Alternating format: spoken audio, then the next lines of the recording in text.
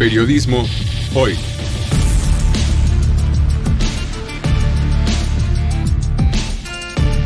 Avatares, riesgos y transformaciones del oficio de informar.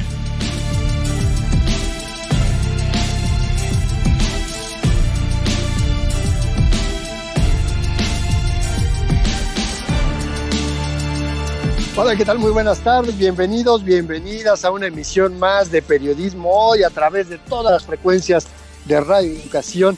En este martes, como todos los martes, despuesito de la 1 de la tarde, yo soy Andrés Solís y me da un enormísimo placer, como cada martes, saludar a mi querida compañera y colega en este espacio, Alexia Cervantes. Alexia, ¿cómo estás? Muy bien, Andrés, con un poco de resaca cumpleañera de nuestro programa anterior, pero muy contentos, muy contentas de cumplir un año haciendo Periodismo Hoy, pese a todas las circunstancias, a los retos que esto ha significado, los problemas con la pandemia, y justamente antes de pasar de lleno al programa de hoy, queremos hacer un agradecimiento por seguirnos semana a semana a lo largo de estos 365 días. La semana pasada, como ya lo comentábamos, pues fue nuestro primer añito y estuvo con nosotros el equipo de producción que hace posible este espacio. Y quiero decir que nos comió un poco el tiempo, pero yo de manera personal, y sé que Andrés también tiene unas palabras, quisiera agradecer la oportunidad. La verdad, yo ya tengo varios añitos trabajando en Radio Educación, pero no me había animado a pasar del otro lado del cristal, de la parte de la producción a la parte del micrófono, y debo decir que estoy muy contenta y espero que les guste este esfuerzo que hacemos semana a semana, Andrés. Y tienes toda la razón del mundo, este ha sido un gran esfuerzo, porque si algo hemos aprendido con la pandemia en general, todos y todas, ha sido al desdoblarnos en la tecnología y aprender a hacer cosas que normalmente no hacíamos, o si las hacíamos, no las hacíamos con esta intensidad con la que la hacemos ahora, ¿no? Y sí, efectivamente, al terminar el programa de la semana pasada, pues hasta nos reclamaba nuestra productora Graciela Ramírez, porque nosotros no habíamos dicho nada. Bueno, pues es que hablamos todo el tiempo, Alexia y yo, y bueno, la verdad es que yo le sigo agradeciendo a Graciela Ramírez la invitación a este espacio, porque este tema de la reflexión sobre los medios y el periodismo tengo haciéndolo ya varios años. De hecho, escribo una columna semanal que se publica en diferentes medios que se llama justamente Entre Periodistas, donde hacemos precisamente esto, analizar cómo hacemos periodismo, lo bien, lo malo, lo bueno, lo bonito y lo feo. Pero lo más importante, y mira, Alexia, ya sabes que de repente las redes sociales te traen ahí algunos recuerdos, y estaba yo viendo el día de nuestro aniversario la nota que salió publicada en Canal 11, cuando se anunciaba la nueva barra de programación en Radio Educación, precisamente hace un año.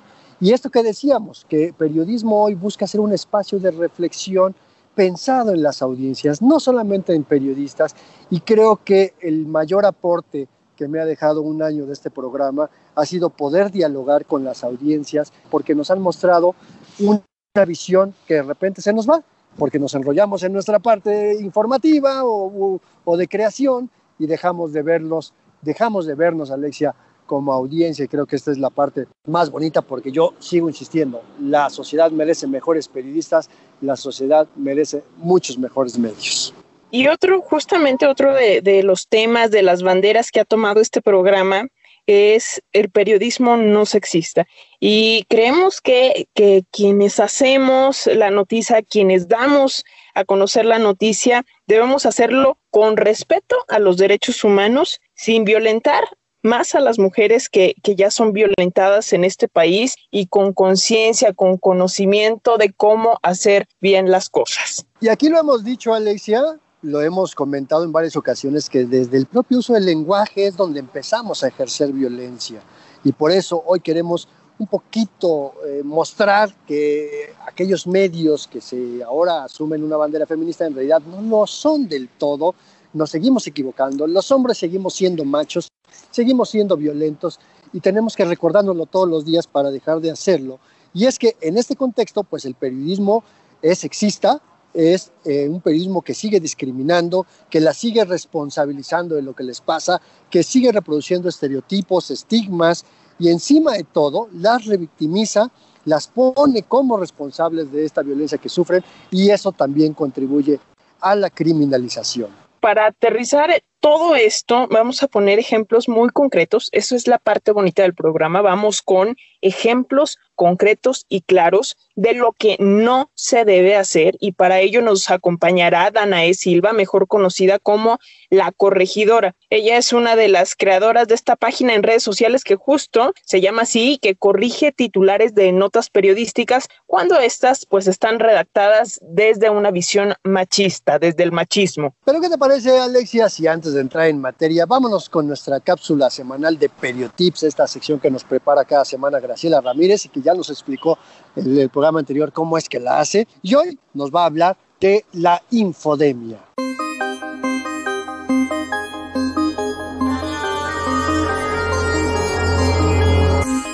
Periotips.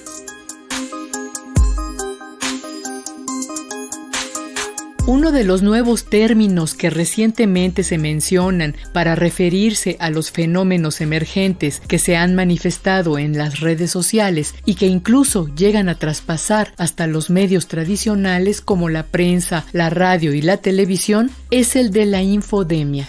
La palabra infodemia se refiere al exceso de información que es característica de la comunicación que vivimos actualmente. El término se deriva de la unión de dos palabras, información y epidemia. No se refiere a que haya mucha información confiable y verdadera, sino a una epidemia informativa que intoxica y confunde porque propaga falsedades y distorsiones que causan desconcierto. La infodemia se relaciona con otros conceptos como noticias falsas o fake news, también llamados bulos, que contribuyen a la existencia de la infodemia o infoxicación. La infodemia se produce por una combinación de datos falsos que son propagados con mala intención y que en parte provienen de grupos con intereses políticos, comerciales o ideológicos, los cuales logran su objetivo al hacer que los usuarios repliquen esta información en las redes sociodigitales. A esto se suman los rumores y opiniones de gente que afirma algo sin haberlo comprobado y muchas veces sin siquiera haber leído más que el encabezado, lo cual da como resultado un cóctel sumamente peligroso que se propaga rápidamente por las redes sociales como Facebook, Twitter y otras más, e incluso llegando a ser retomados por los medios como la radio y la televisión.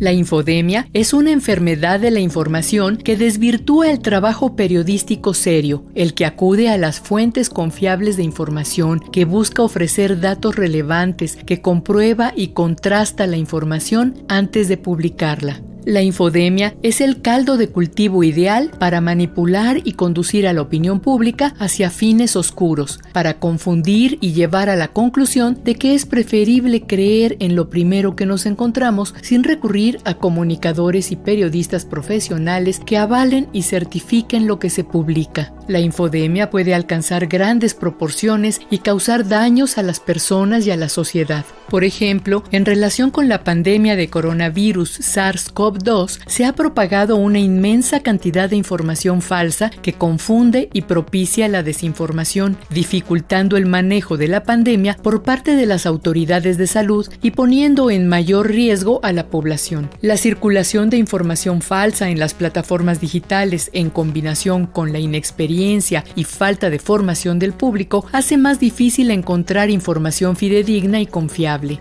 Para combatir esta pandemia informativa, existen diversas iniciativas que están empezando a aplicar estrategias como los filtros en las redes sociales, campañas de educación, colectivos de verificación y organizaciones que buscan acreditar el periodismo de calidad. Es urgente avanzar en el combate a la infodemia en todo el mundo, ya que es un problema global que puede llevar a la desconfianza, el caos y la confusión. En plena era digital, cuando las personas tenemos mayores fuentes de información y la posibilidad de difundir nuestra opinión, la propagación acelerada de mentiras y rumores nos coloca nuevamente en el riesgo de ser manipulados, por lo que es importante repensar frases viejas como aquella de "miente que algo queda" o la que dice "una mentira repetida 1000 veces será tomada como verdad", y tomar en nuestras manos la responsabilidad de enterarnos de la manera de encontrar la verdad en este mar de informaciones al navegar por la red.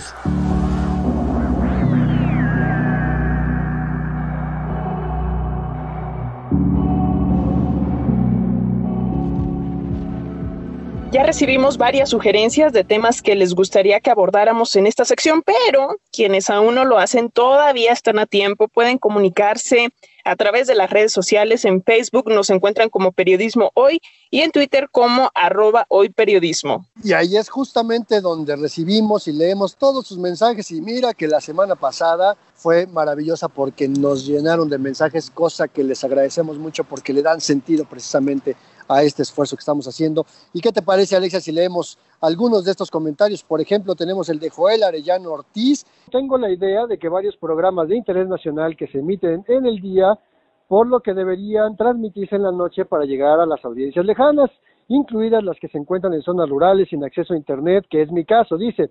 Por cierto, nos comenta Joel, últimamente la señal es muy deficiente en el sur del país, tanto que llega a oírse más fuerte una que se origina en Monterrey o Tamaulipas con la misma frecuencia, y hay momentos verdaderamente frustrantes por este hecho. Nos dice que el director de Radio Educación debería atender al asunto. Bueno, pues le pasamos el mensaje. Sí, y ahí rápidamente yo estoy en el entendido de que tenemos un transmisor tan viejo que se calienta y pues de más, vaya, por así decirlo, que para evitar que truene la cosa por la temperatura, por la sobrecarga, le tienen que bajar la potencia a la emisora. Entonces, así tengamos 100,000 watts de potencia, la tienen que reducir porque pues el transmisor ya no da, y ese es uno de los temas que pues esperemos resolver pronto con presupuesto para nuestra emisora. También nos dice Obsidiana Granados Herrera, muchísimas felicidades. Abrazos, Graciela, Alexia, Andrés, Edith y Oscar. Excelente y refrescante el trabajo que hacen en Periodismo Hoy. Este mensaje nos envía Obsidiana Granados.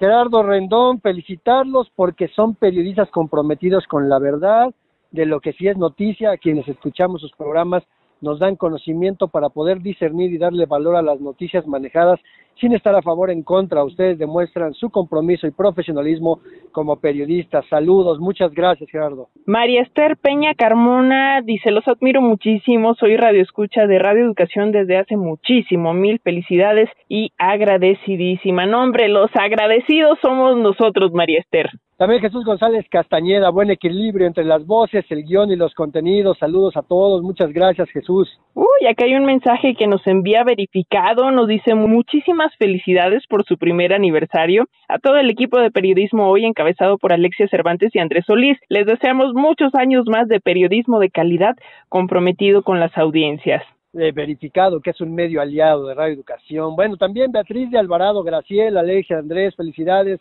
gracias por su profesionalismo, excelente programa, he aprendido con ustedes acerca del periodismo, muchas gracias, Beatriz, estos son los mensajes que nos llenan el corazón, de verdad. Exacto, de eso se trata, de aprender juntos y de poner a debate estos temas que tanto nos encantan. Víctor Ugalde dice abrazos a Graciela y a todo su equipo, un año de escucharlos recibiendo muy buena información. También Juan Ernesto Guerrero Mancera, buenas tardes equipo de Periodismo Hoy, qué bueno que se arriesgaron y siguen con el reto, aprendemos mucho gracias a su interesante trabajo, muchas gracias Juan Ernesto. Jess Aguirre, enhorabuena y muchos años más de contenidos con calidad, que así sea Jess. También Blanca Leonor Ocampo Bobadilla, que nos escribe muy seguido, también felicidades, mi favorito siempre será Miguel Ángel Granados Chapa, muchas gracias Blanca. Confirmo, Blanca. Oye, Jaime Patiño Ruiz nos dice, buenas tardes, me gustaría que hicieran un programa o dedicaran un segmento para hablar de María Elena Meneses. Ya lo hicimos en Periodismo en Persona, si la memoria no me falla, en el programa número 20, pero estaría bueno, ¿no, Andrés, que abordáramos más la obra de María Elena Meneses en un programa completito?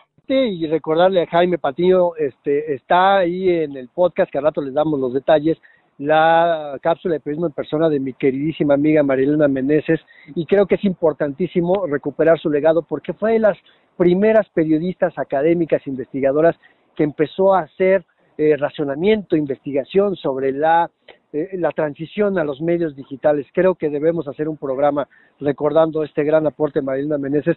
Y si no han leído algo de María Elena Meneses, seguramente encuentran en internet muchos artículos. Era colaboradora del Universal, en los noticiarios del IMER, escribió un par de libros justamente sobre estos temas, pero lo vamos a buscar. Mientras tanto, muchas gracias a nuestro querido Lorenzo Sánchez, que dice muchas felicidades, los escucho desde el primer programa, solo me he perdido uno por cuestiones médicas, un abrazo sincero para todos, todas, tienen un gran y hermoso programa, muchas gracias Lorenzo. Y justo, bueno, pues nuestros podcasts, Lorenzo, si te perdiste un programa, allí están en www.medioradio.edu.mx y las ligas de los podcasts las retomamos y las posteamos también en nuestras redes sociales para que sea mucho más fácil llegar a ellos, así que allí los pueden encontrar. También nos dice, bueno, en realidad Cristina García nos envió las mañanitas con Pedro Infante. ¿Cómo ves, Andrés? Aunque a ti no te gusten. No es que no me gusten, es que ya sabes que yo soy un poco grinch y como casi no festejo muchas cosas, pero de verdad muchas gracias, Cristina, por este detallazo, estas mañanitas. Y también queremos agradecer a Pusoni ML, Estefanía Rodríguez, Alejandro Jaramillo, Leonardo Nájera, Juan Antonio Vázquez, Edith Noriega Carmona, Jesús González Castañeda, Francisco Vidal Bonifaz, Carlos Calzada. Gracias de todo corazón por sus felicitaciones, por sus mensajes en nuestras redes sociodigitales. De verdad que ustedes hacen este programa. Alexia, yo y todo el equipo, pues nada más somos intermediarios e intermediarias en este diálogo. Eso que ni que, Andrés. Oye, ¿y qué te parece si vamos con las primeras pistas de periodismo en persona del día de hoy? Porque ya nos estamos colgando un poco. Hoy se trata de una mujer periodista, escritora, locutora, una de las críticas de arte más reconocidas del periodismo cultural. Apasionada de las aulas, dedicó más de la mitad de su vida a estudiar, pero también a impartir cátedra, y ella fue, por ejemplo, una de las principales impulsoras y del equipo fundador de nuestra radio hermana, Radio UNAM. Así que si ya saben de quién se trata, mándenos un mensaje, comuníquense a nuestras redes sociales. En Facebook nos encuentran como Periodismo Hoy, en Twitter como @hoyperiodismo, y mientras vamos a escuchar una primera parte de nuestra charla con la corregidora, con Danae Silva.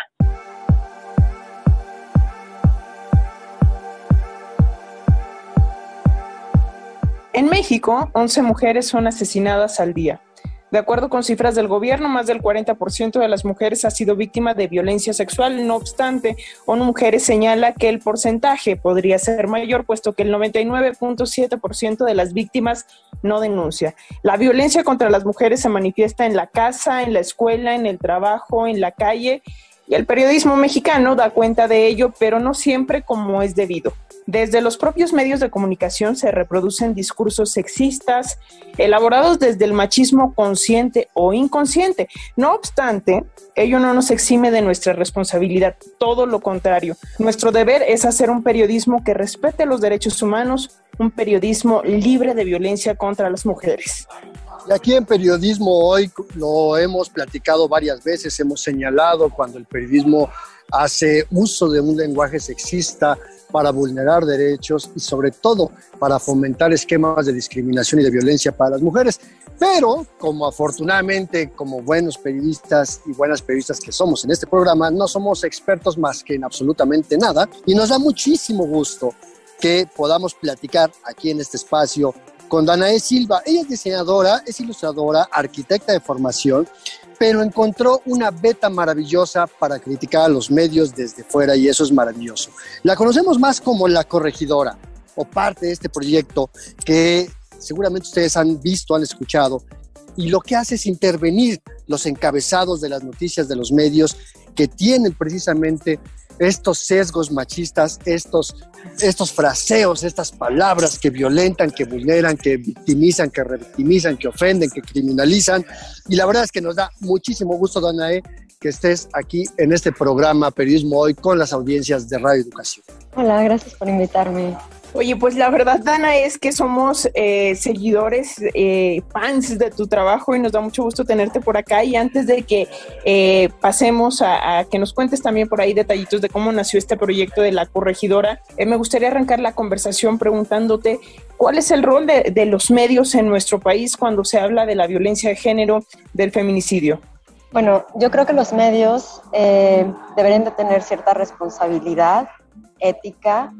Y bueno, me gustó mucho algo que mencionaste, Alexia, que es de que a veces lo hacen inconscientemente. Yo tengo muy claro que mucho del machismo que vemos reproducido en los medios no sé si a propósito, o sea, es la forma que tenemos de ver las cosas, la forma en que la sociedad entera tiene, pero como periodistas, yo creo que ustedes tienen esa responsabilidad extra de analizar las narrativas y cambiar eso, ¿no? De educar a la sociedad en lugar de reproducir todas las cosas negativas que traemos. Pero fíjate que lo dices de una manera muy interesante, Danae, porque hay un principio en el derecho, en materia jurídica, dice, el desconocimiento de la regla no exime su cumplimiento. O sea, tú no puedes decir, es que yo no sabía que pasarme el alto es una infracción. Y aquí yo creo que muchas veces el discurso patriarcal y machirrín de los medios se basa en eso, ¿no? Es que yo no sabía que eso era violencia contra las mujeres para justificar esa inconsciencia y más bien creo que sí va por el lado de la responsabilidad, ¿no? Sí, o sea, tienen toda la responsabilidad de instruirse, de crear talleres, de analizar lo que están haciendo, de contratar mujeres con experiencia al respecto, de entrevistar expertas al respecto y no lo están haciendo. Oye, Danae, ¿cómo abordan los medios de comunicación la violencia contra las mujeres? Porque luego hay un dilema de aportar contexto, no aportar contexto, pero yo creo, tú dime cómo lo ves, que una cosa es dar contexto de la violencia contra las mujeres y otra es dar datos de más de la víctima, ¿no? Ay, sí, que ponen la fotografía de su casa y de cierta forma las culpan, ¿no? Al decir a dónde salió, a qué hora salió, cómo salió, que da pie a que los lectores juzguen, ¿no? A las mujeres por su forma de actuar antes de haber sido violentadas. Sí, yo creo que el contexto tiene que ser totalmente distinto, o sea, el contexto en cuanto a la violencia que se inflige en las ciudades, el contexto de los feminicidios, cuántos feminicidios ha habido en el estado, en el país hasta el momento, si la persona había hablado sobre, había recibido violencia anteriormente. Sí, creo que es otro contexto, ¿no? El que tienen que dar y no dar datos de más, no poner fotografías de las víctimas, cosas que no sirven realmente para que la sociedad esté más informada, solo funcionan para que se señale a las víctimas. Fíjate, Danae, apenas hace un par de días platicaba yo con una excelente colega periodista poblana que tenía esas inquietudes y ella me preguntaba, oye, ¿y cómo darle seguimiento a un caso de feminicidio? Porque aquí muchos medios en Puebla, y claro, en general en muchos lados del mundo, creen que hacer seguimiento de un caso así es ver qué publicaba la víctima en sus perfiles sociales, y creo que eso es un absurdo cuando más bien, pues si ya escala el tema de la criminalidad, pues es en los tribunales. Pero para que vayamos entendiendo un poquito tu trabajo, platícanos, Danae, ¿cómo surgió este proyecto que ahora llamamos, o que llamaste, La Corregidora? Bueno, el proyecto surgió hace como, no sé, creo que como 3 años y medio. Yo era parte, bueno, de un grupo de Facebook de puras mujeres en los que hablábamos de distintos temas, pero siempre salía la violencia hacia la mujer y siempre salía la forma en que los medios hablaban de ello. Y junto con otra chica, Abigail, se nos ocurrió hacer como una página que en un principio iba a ser como más de memes, menos seria, más enfocada a feministas que entendieran las cosas.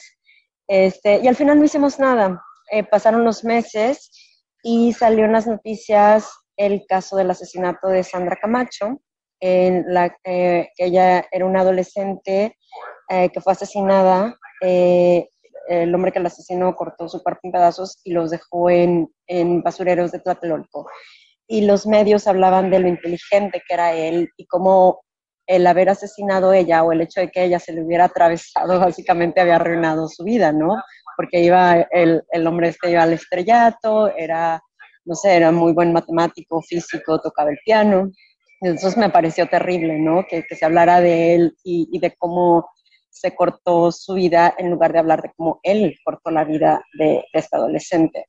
Y a partir de ahí la gente comenzó a hacer muchas preguntas y pues me latió responderlas. Entonces cambió un poco la idea y se enfocó más como en explicar el contexto de las notas y por qué las cosas son sexistas. Lo bueno de Internet es que pues básicamente todo queda ahí y queda testimonio, y acá tenemos justo la captura de pantalla de la revista Proceso y el titular decía juez condena 50 años de prisión a estudiante modelo, cuando pues en lugar de estudiante modelo yo creo que hay que resaltar que es un asesino o un feminicida, ¿no? Pero Danae, justo para llevar la siguiente pregunta, ¿cómo hablar de un feminicidio sin revictimizar a la propia víctima, porque no es lo mismo que lo mismo, y no es lo mismo decir murió a que fue asesinada. Claro.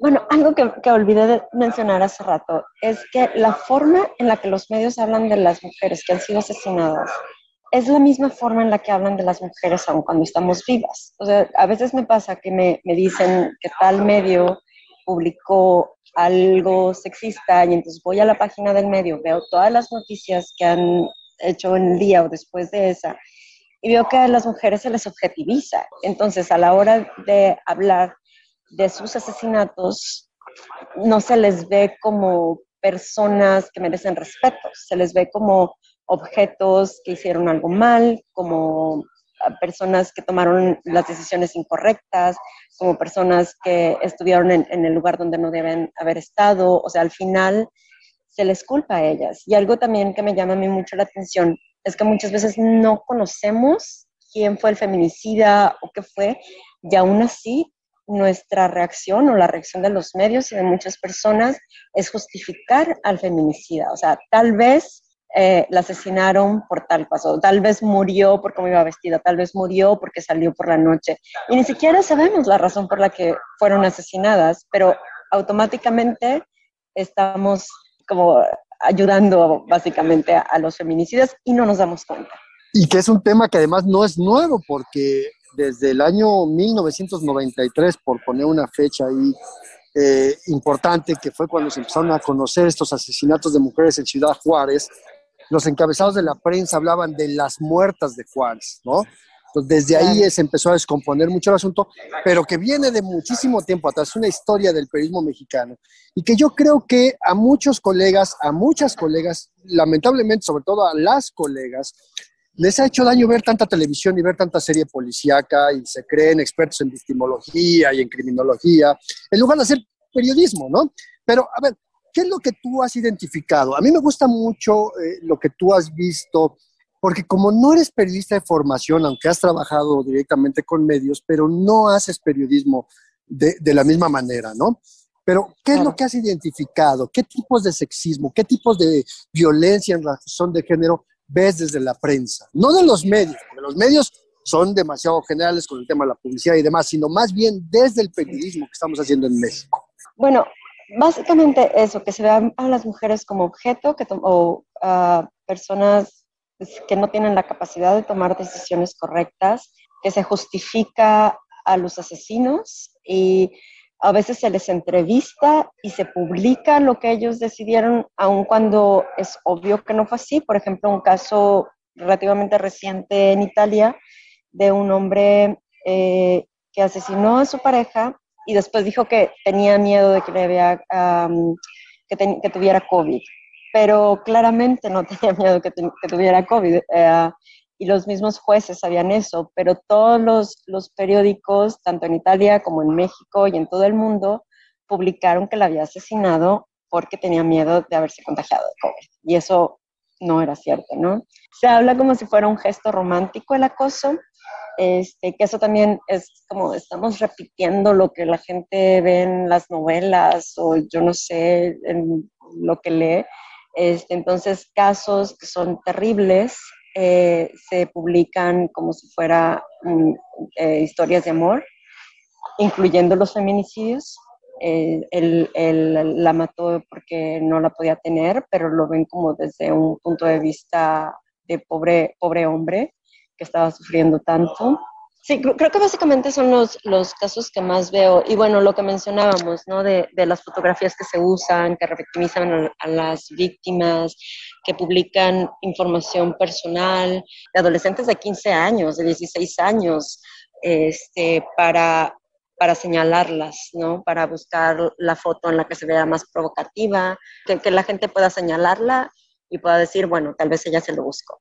¿Qué te parece si con peritas y manzanas, porque luego escuchamos a personas que dicen, es que no veo el error, ¿dónde está lo malo de esa nota o de ese titular? Entonces vamos desmenuzando en referencia a lo que decías de esto de que romantizan o es esta idea de como de película de Disney y un poco de historia romántica. Nos encontramos por ahí de tu página de La Corregidora y tomamos algunos de los ejemplos. Por ejemplo, dice una de las notas de Metrópoli MX: el hombre, todavía con lágrimas en los ojos, quiso arrollar a la mujer que decía amar. Y el titular es: cegado de celos, intentó atropellar a su ex, como si de alguna manera los celos fueran motivo para matar a alguien. Y no lo es. No, eso por mencionar, pero hay otra, y que me gustaría que nos dijeras aquí cuál es el asunto, el quick, por qué sexista esta nota. Dice: fallece diva de telenovelas, esposa de fulanito de tal, en este caso, Otto Sirgo. Ok, bueno, en este caso muere una mujer y ni siquiera se le da espacio a su nombre.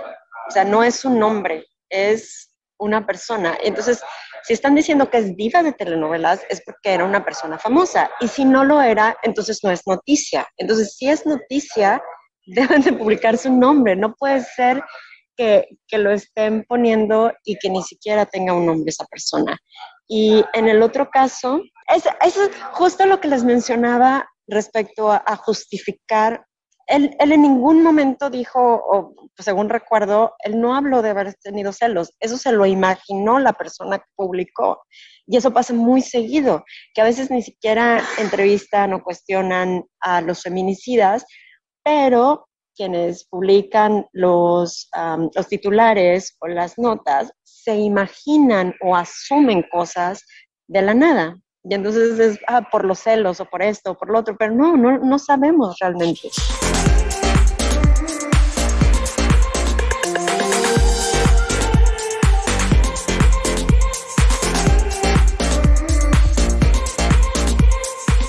Hacemos esta brevísima pausa solo para recordarles que seguimos aquí al pendiente de sus mensajes, de sus comunicaciones. Recuerden que en Facebook nos encuentran como Periodismo Hoy y en Twitter somos @hoyperiodismo. Pueden enviarnos sus comentarios, sus sugerencias en torno al programa y también sus respuestas a la trivia del día de hoy en Periodismo en Persona. Contaremos la historia de una mujer periodista, impulsora, fundadora de Radio UNAM. Además de ser locutora de radio, también trabajó, hay que decirlo, como conductora y presentadora de programas culturales en Canal 11, en el canal del Instituto Politécnico Nacional. Se trata de una poeta, además una gran poetisa que merece todo nuestro reconocimiento, autora de textos como El corazón transfigurado, Algo le duele al aire, Tornasol y Oleajes, entre muchos otros títulos más. Una veintena de libros, de hecho, tienen su haber. Así que si ya saben de quién se trata, comuníquense aquí a Periodismo Hoy. En tanto, continuamos hablando sobre el periodismo sexista, cómo reconocerlo y sobre todo cómo evitarlo con Danae Silva, La Corregidora.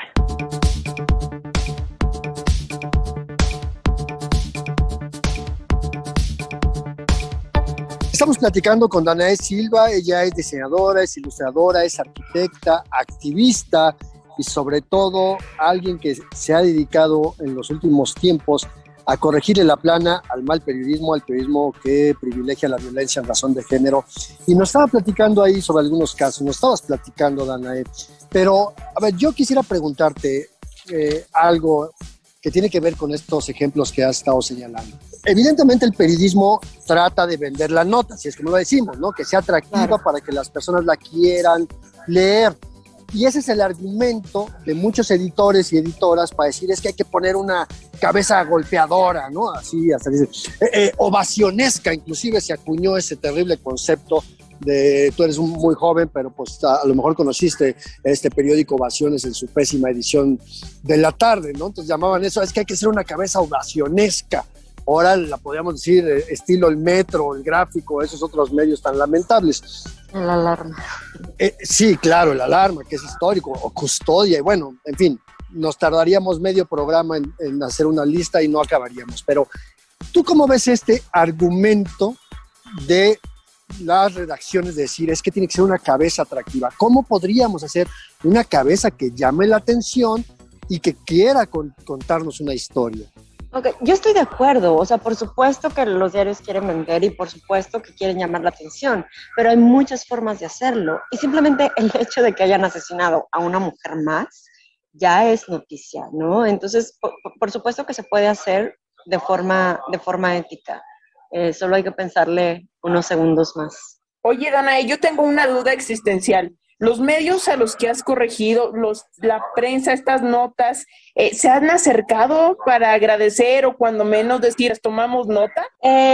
Creo que alguna vez, pero en general no. A veces lo que pasa es que cambian sus titulares o cambian la información que tiene dentro, pero muy sigilosamente, o sea, como que pretenden que ahí no pasó nada.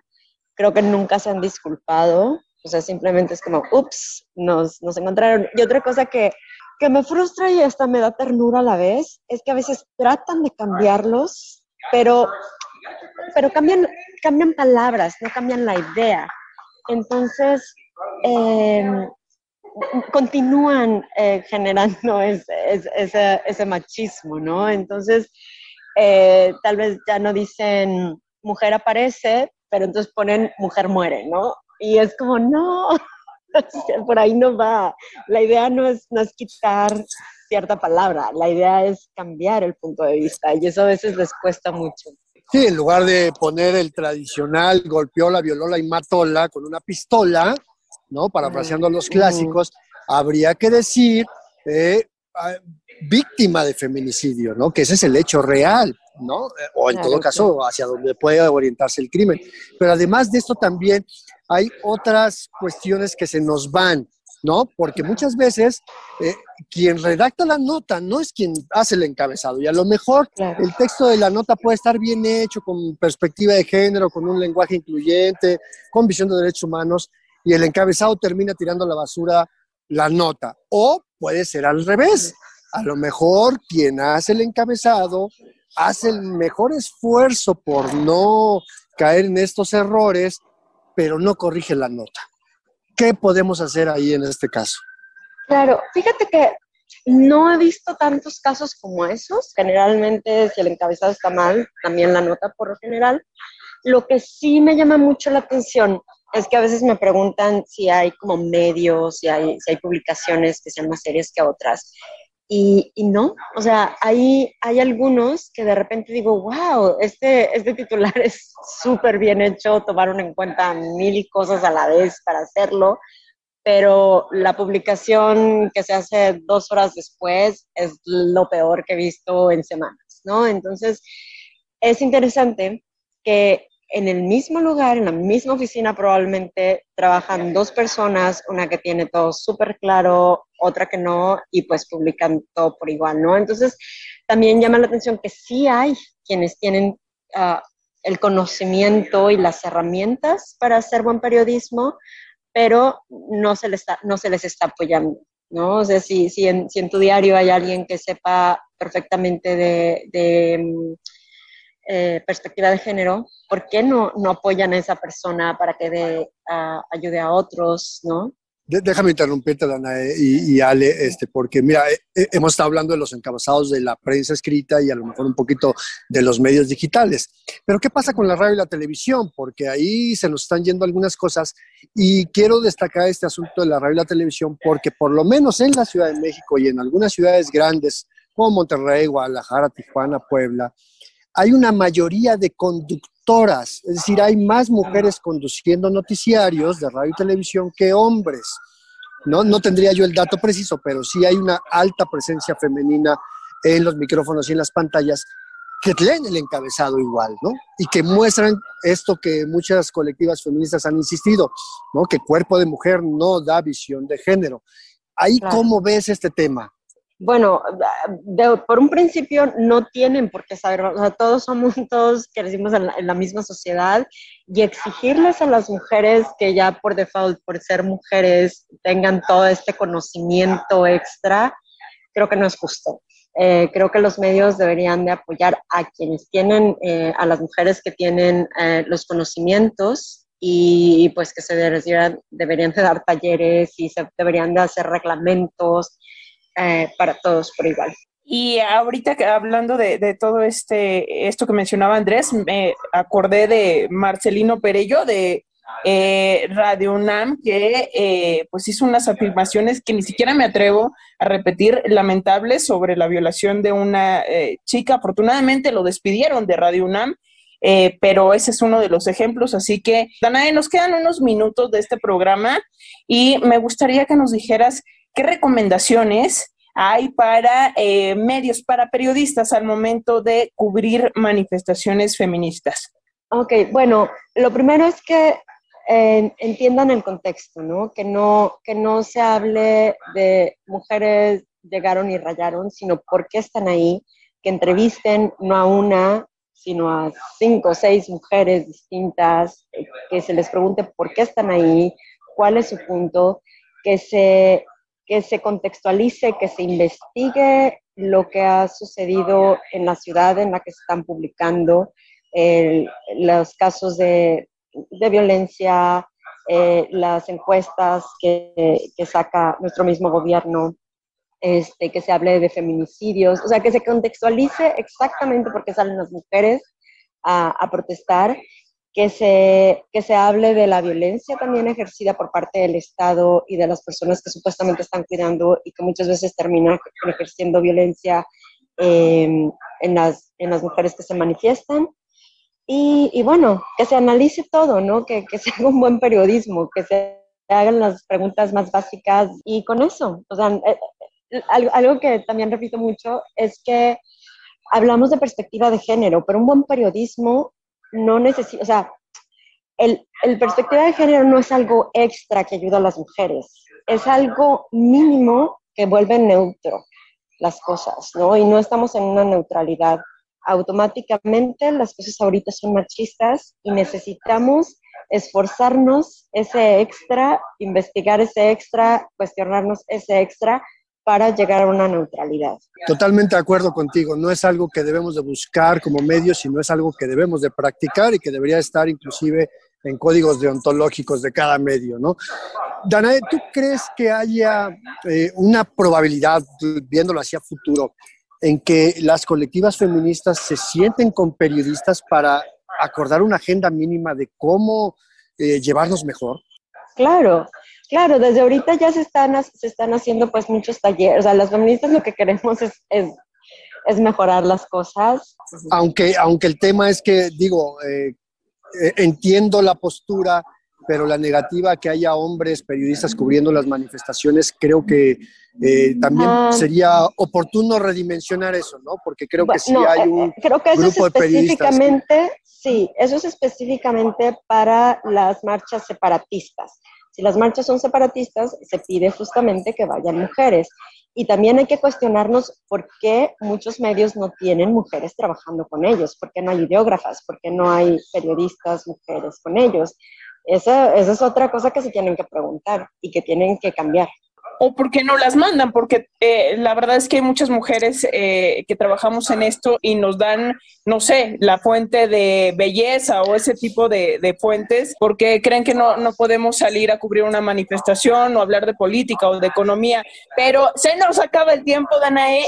Dinos en dónde encontramos tu trabajo y si la gente de a pie, si la ciudadanía puede, no sé, enviarte titulares, notas machistas para pues que nos des tu punto de vista, para compartirlas. Tengo una página en Facebook que se llama La Corregidora, o también se puede buscar como Corrigiendo Titulares. Y claro, envíenme todo. No siempre tengo tiempo de responder o de hacer una publicación al respecto, pero siempre los tengo en mente y a veces publico algo después que repite o que habla de los casos que ya me enviaron. Danae Silva, pues muchísimas gracias por haber platicado con Alexia Cervantes, conmigo, con la audiencia de Radio Educación en este programa Periodismo Hoy. Esperemos y confiamos en que no sea la última. Igualmente, gracias.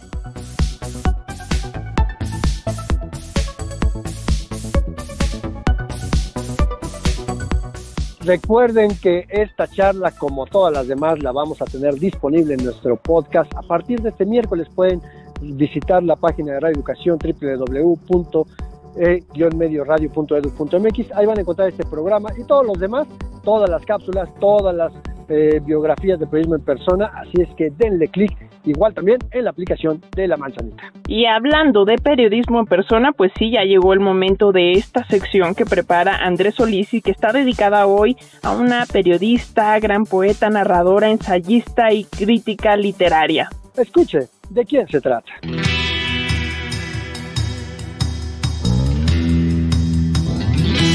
Periodismo en persona. Hoy dedicado a Dolores Castro.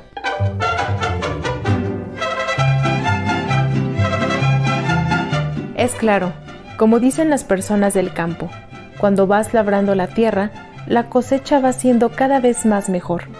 Una alegoría que se aplica prácticamente a todas las áreas de la vida. Un claro ejemplo de ello es una escritora, periodista y locutora que dedicó más de la mitad de su vida a estudiar para luego compartir su conocimiento a nuevas generaciones, especialmente de mujeres. Hablamos de Dolores Castro.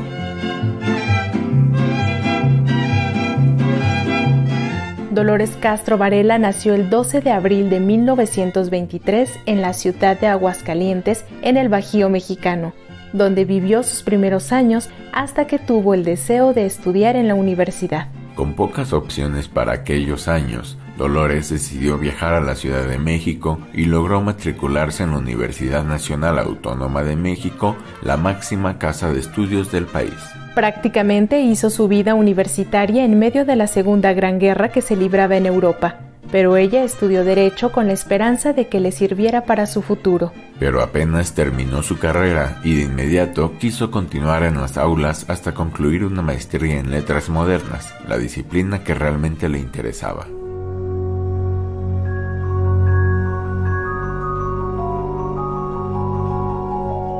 Dolores Castro siempre quiso escribir, y aunque lo comenzó a hacer desde temprana edad, fue en sus años de universidad cuando comenzó a soltarse en la poesía. Casi paralelo a concluir su maestría, Dolores publicó en 1949 su primer libro de poemas, titulado El corazón transfigurado, al que le siguieron en 1952 dos textos más, 2 nocturnos y 7 poemas. Amante del estudio, Castro Varela no se conformó con la licenciatura y la maestría, así que se fue a España para estudiar estilística e historia del arte en la Universidad Complutense de Madrid. Y a su regreso al país, continuó estudiando lingüística y literatura en la Escuela de la Asociación Nacional de Universidades e Instituciones de Educación Superior y más tarde radio en el Instituto Latinoamericano de Comunicación.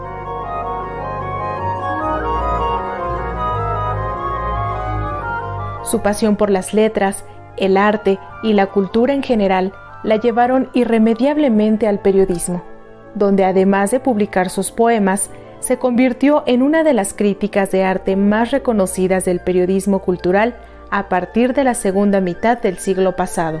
Y fue más allá porque se convirtió en una de las impulsoras y fundadoras de la primera radiodifusora universitaria en México, Radio UNAM, donde trabajó por muchos años. Y como era casi de esperarse, de la radio brincó rápidamente a la televisión, donde fue conductora y presentadora de programas culturales en Canal 11 del Instituto Politécnico Nacional. A la par de su incansable labor en el periodismo, Dolores Castro fue también docente de generaciones de periodistas y de reconocidas plumas de la literatura en escuelas de Bellas Artes de Veracruz, Morelos y Estado de México, además de la Universidad Iberoamericana y la Escuela de Periodismo Carlos Septién García.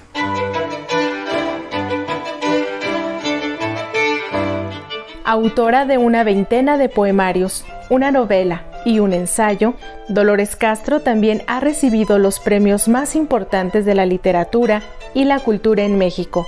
El más reciente, el Premio Nacional de Ciencias y Artes en el 2014. Sin duda, Dolores Castro Varela ha mostrado con su ejemplo el camino fértil que le deja a cientos de mujeres que le han seguido los pasos y las que le seguirán en el camino de la literatura y el periodismo.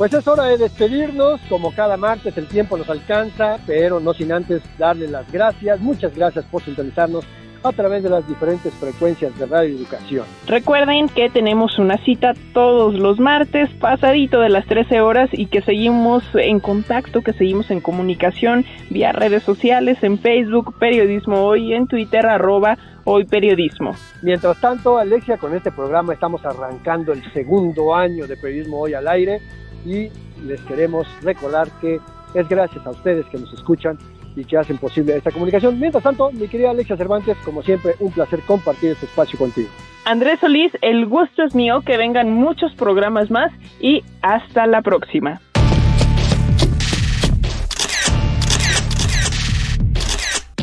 Periodismo Hoy.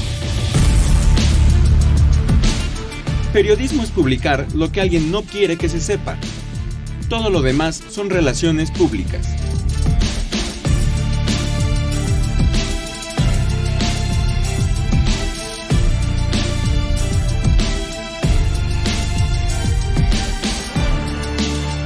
Trabajamos para usted en el Servicio Social Frida Ramírez, Samantha Bautista y William Sandoval.